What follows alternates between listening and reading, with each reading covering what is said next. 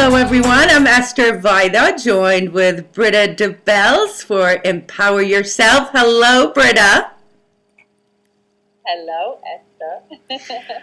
Hello, everybody who's watching. Hello, everyone. Now, for those of you who join us on a regular basis, you know we like to dive in deep into some serious topics that really help empower you. And today, we have a word that may be a little bit new for some of you, and it's equanimity. And equanimity is a word actually that I found on several sites, and it says, "Oh, evenness of mind, especially under stress." And the reason I came up with this in the first place to talk to Britta is because, throughout the day, we have such wide spectrums of things happening to us, feelings that are good, that are bad, things that happen that are good, that are bad. And how do you keep that evenness of mind under stress? So, Britta, talk to me about that. That's the book definition of equanimity. What's your definition? By the way, I love the word. This word was new to me as well, right? And I'm a sucker for language, and English not being my first language, I immediately fell in love. I was like, oh, what a great word. Because it describes something that has a big meaning, right? So the balance, the peace, the calm, while influenced by the outside surroundings, right? And so this is actually a very deep, very spiritual word, and it is used in many cultures and in many different languages as well. And so what it really means to me is that the inside, our core, our centeredness, our connection, our balance within ourselves is the permanent, is what we want to hold on to, is what never changes. It is the goal to maintain that strength on our inside. And then that way, the outside can fluctuate, can change, can surprise us, can shock us, can do all these different things, because the outside is the impermanent. It will always change. It will always fluctuate. But we're not identifying with it. We're not letting it pull us all over the place. We're not letting it attach meaning to who we are or how we are attached to it. So that is my definition of equanimity. And so what happens? So, for instance, I came up with this idea because someone said that I tend to fluctuate and really focus on the negative things that happen in my life, in my day. Let's not even talk about life. In a day, in any given day, you could have a coworker speak so nicely to you, and then a coworker just lambast you. And I, for one, tend to remember that bad incident much more than I would the good. And that really is the challenge of humanity at this time. We are all so programmed to focus on the negative. Of course, there are exceptions. There are people who really do focus on mastery of mind, focus on thinking in the right way, right? So there are really people that are onto it and are mastering it and are working with it. But and then of course there are some people that are naturally, already positive, glasses half full kind of people.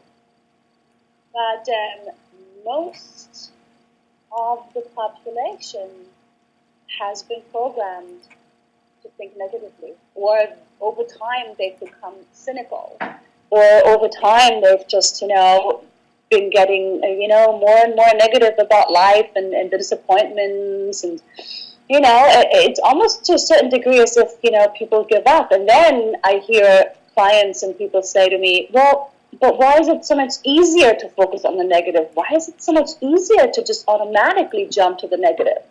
Right. It's not, right? It's not easier. Not at all. It's not easier at all. The point is that to get back into the positive, to get back into the equanimity, takes work. It takes commitment. It takes focus. It takes willpower. It really does. But in the end, you will see that once you tip that scale, it's not going to be harder. It's going to be easier because it makes so much more sense. So that natural jump to thinking of it in a negative way is, or it's a natural thing? So it's okay that happens? It's not okay. No, I don't want to say it's okay. I mean, this is the planet of free choice. Everybody has choice. But I mean, it happens right? Naturally. It happens, I don't want to say naturally. I want to say it happens because it's the norm. It's the comfort zone. It's what we're used to, right? It's not natural. It's actually false. It's not the truth of who we really are and what we're here to do and be. But it's the norm. It's what people are used to. And people are such creatures of habit. Yes. It's like everybody is on automatic pilot. And it's takes you right there to where you always have been, where you're comfortable at, even if it's a negative. Okay, so take us through a minute that an instance, something happens, like for instance, my instance, you get one coworker treating you one way, another coworker another.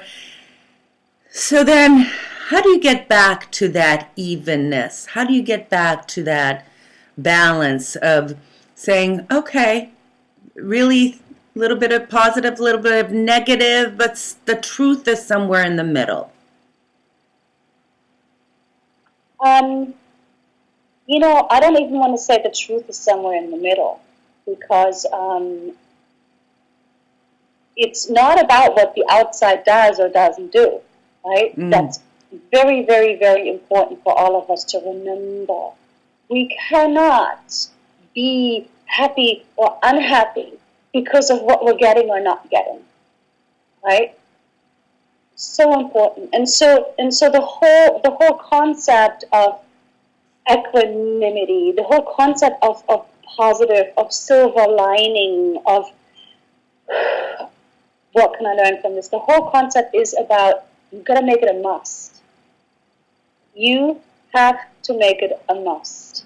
Anybody who says, oh, I should try, or I should think this way, or I should perceive it that way, you're never going to do it. You're never going to do it, because it takes that much dedication. When you make it a must, when you get the fact how important it is for you to stay positive in yourself, when you get how important it is for you to direct your thoughts consciously, that's when you will make it a must. But first, you've got to get it. I just love that. Really commit yourself to it. You're right. It's not the outside that should dictate how I feel inside. No, absolutely not. Because somebody who says something nice to you could be saying it but not really thinking it. And somebody who says something not nice could be saying it just because they're in a bad place themselves. You know what I mean? It's like, it really is this whole, like, do not judge yourself through other people's eyes. Do not see yourself through other people's eyes, but be right with yourself. Oh, very right? Good. And when we're right with ourselves, did I do okay there? Was I too harsh? Was I too, like if we have this relationship with ourselves where we're able to check in, be a little bit of a critic, but a positive critic, a constructive critic with ourselves that is loving and supportive to get better and better, right? Then we have that perfect balance. Then we have that equanimity, because we must look at ourselves, right? Must, in order to get better, in order to be honest with ourselves, in order to stay in that beautiful balance within. But it cannot depend on the outside. But in this world, Britta, where we're just such addicts of these things, where if a person doesn't answer our text fast enough, or doesn't call us back, or though they must be mad at us, and we start creating these stories, and I didn't get a good job from my boss, so it must mean that I did a bad job. So, there's a lot of stuff coming at you all the time. I myself allow a lot of it to infiltrate me. And then, so how do you let it infiltrate you? Like, how does that, do you question yourself? Do you doubt yourself? Like, Sometimes it dictates my mood. It used to much more in the past, and I've done a little bit of work on it. But it used to be like, oh, why didn't I get a good job? Was it not a good job? Did I not do a good enough job? And that's me. And I'm wondering how many people feel that way, get their self-worth defined by how others react to them. I want to say 90% of the population. May even be a bit more. And and that's kind of sad to say, but I do feel that a lot of people get influenced in that way, and some more and some less, right? But in the end, it really, again, you've got to make it a must. It has to be so important to you. You have to get how much your happiness and your self-love and your self-esteem depends on you. And if you can just commit to that, and if you can just reset your belief to that, and from here you make it a must, to whenever you react to an outside influence, that you look to become aware of it as quickly as possible. As quickly as possible, and breathe, and from here go, okay, I'm doing it. I'm going to stop myself right now. Stop yourself. Stop yourself. And of course, over time, become much more selective with all the influences. Phone, how much am I looking at my phone? How much am I obsessing over people or their responses? How much am I, right? It is a peeling away. It's not going to happen overnight because we are so layered in our programming. But once you get the must, with the belief behind it, that you're not going to do this anymore, and you're going to stick to yourself, it can happen rather quickly, this unraveling process of stopping yourself, taking a few breaths and letting it go. And it's hard to let it go, because your mind is going to want to get back into that old, but, and you're going to have to try and because really it's try comfortable. Really try again. Because it's comfortable. And as I've said in this platform many times, as my mom likes to say to me, Eszter, you just like to sit in your own shit.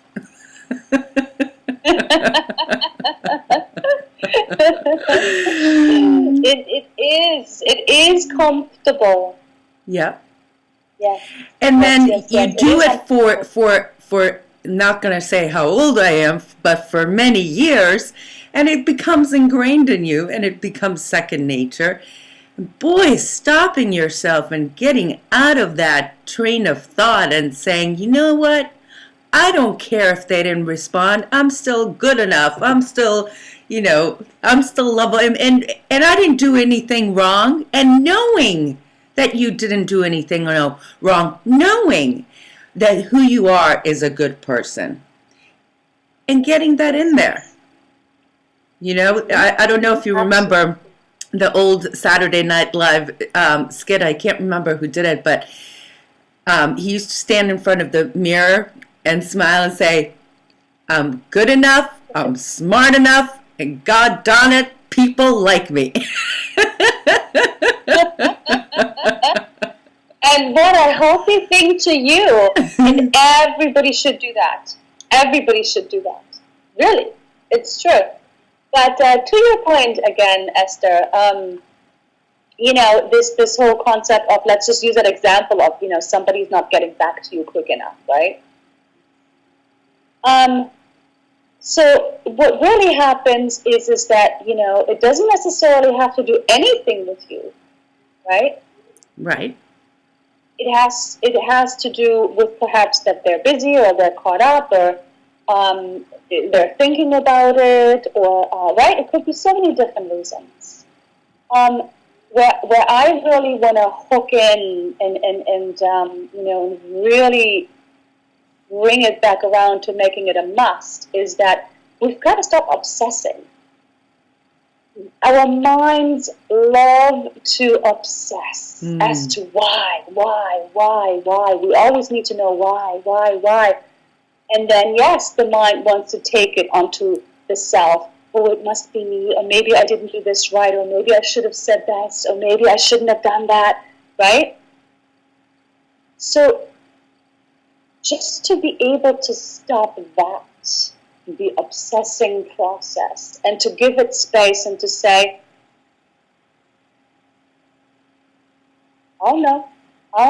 When they get back to me, they'll get back to me sooner or later. Yeah. And then I'll find out why. But right now, I am going to focus on my breath. I'm not going to engage with these thoughts.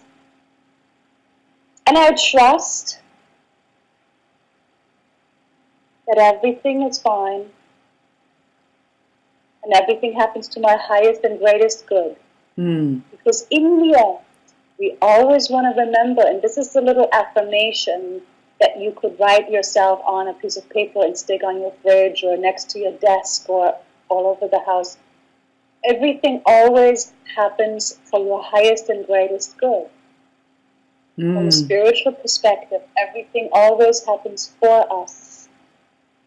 And so sometimes, yes, we need to go through the tests of how strong can we be, of how committed are we to ourselves, of how great have we become in our sense of self and non-reaction, right? Because as we progress, as we develop, there's always going to be new opportunity to practice this.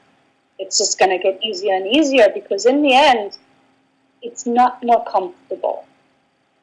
It may be the comfort zone or the norm because it's what we know. What we're used to. But it's not more comfortable. Yes. It makes us feel shitty. It makes us feel less than. It makes us feel unworthy.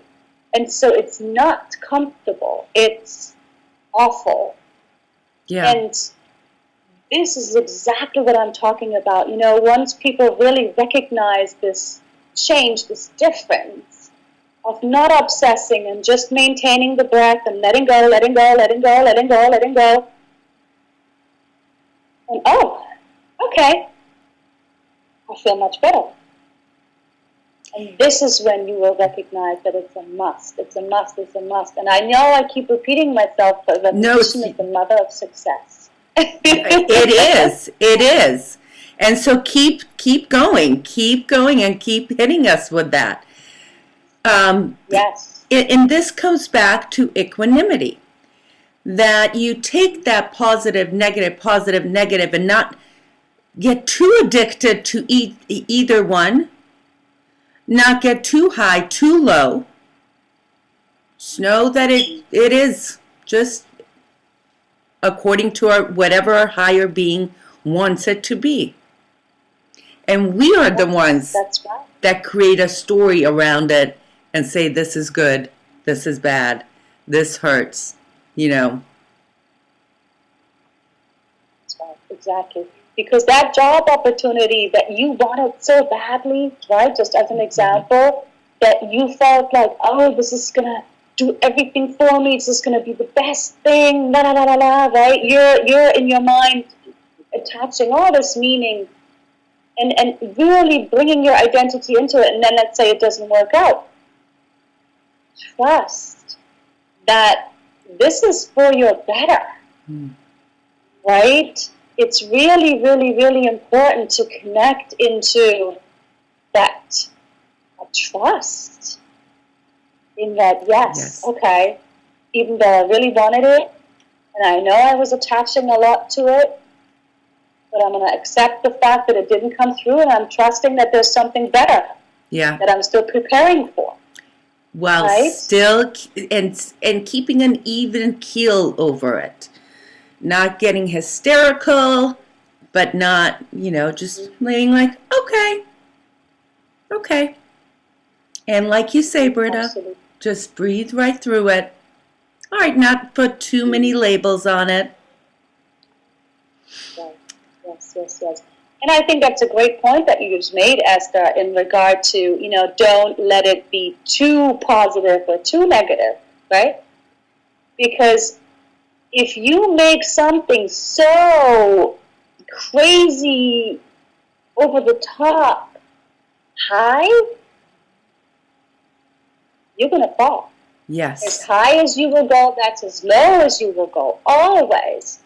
Whether it's with thoughts, whether it's with emotions, whether it's through drugs, you know what I mean? It's a universal law. So it doesn't mean you can't feel the excitement. It doesn't mean you can't be happy. But really, it's a very even, peaceful happiness. It's a very even, peaceful excitement. Yes. Right? And that's when it goes like into this, then you're like totally over top too much. And that's because now you're attaching stuff. And that's equanimity, and that's how you keep equanimity. Give us your final thoughts on equanimity, and then we're going to move on to a follow-up to last week's conversation that we have a question from someone in the audience. So your final thoughts. So the final thoughts I would like to say, so if you make it a must, when you make it a must, because sooner or later you will, when you make it a must, finally, be very aware of maintaining the balance between your head and your heart. Listen to your heart. Take that into account, and then also listen to your head. What do you know? What have you seen? Balance. Excuse me. Bless you.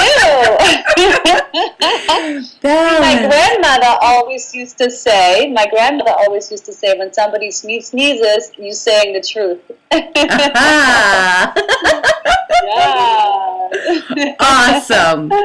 Live, and if you're watching this recorded, thank you so much. And we're here every Monday night, and we'll see you next week with another edition of Empower Yourself with Britta.